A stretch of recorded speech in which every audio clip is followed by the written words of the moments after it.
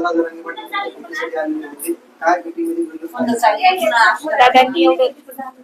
एवढं सांगितलं आहे की आता महिनाभर त्याचं आरक्षणाचं चालू आहे, तोपर्यंत थांबा.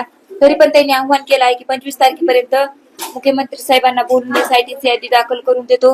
जन आंदोलनाच्या अधूवर एसआयटीची आयडी दाखल करून देऊन, नाहीतर मग आरोपी जर ह्यांना माहित असते तर आरोपीला अटक करायला होतो असं सांगितलं.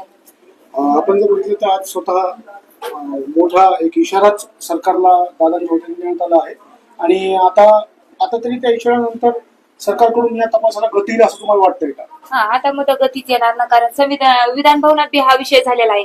विधान भवनात म्हणजे सत्यप्रथा असते. पुन्हा दादा बी अजून जर यांनी अगोदर आरोपी अटक केले तर दादांना महाराष्ट्र बंद करण्याची गरज लागणार नाही आणि काहीच करण्याची गरज नाही. यांनी जर त्याच्या अगोदर जर आरोपी अटक केले तर जन आंदोलन बी करण्याची गरज नाही, काहीच गरज नाही ना. तुमच्या मागणीसाठी आणि आरोपींना अटक करण्यासाठी आंदोलन देखील उभा करण्यात येणार, रस्ता रोको देखील आहे. हा, माझ्या सासरच्या गाववाल्यांनी आणि माहेरच्या गाववाल्यांनी सरपंचांनी मिळून हे निवेदन आज दिलं आहे. 25 तारखेला आंदोलन उभा करणार आहेत, रस्ता रोको. सरकारला आमचा काही एवढंच, आम्हाला न्याय पाहिजे ना, आमचे आरोपी अटक पाहिजे, एवढंच आमचा सरकारला इशारा आहे.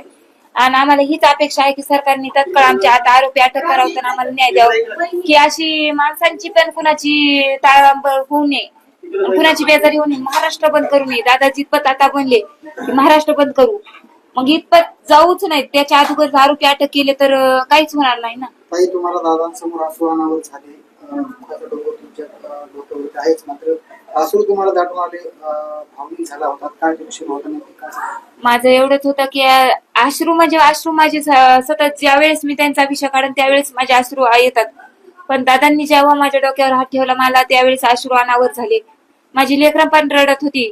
मग दादांना हे सहन झालं नाही. तेव्हा दादा म्हणले की मी महाराष्ट्र बंद करीन आणि आरोपींना अटक करून दे.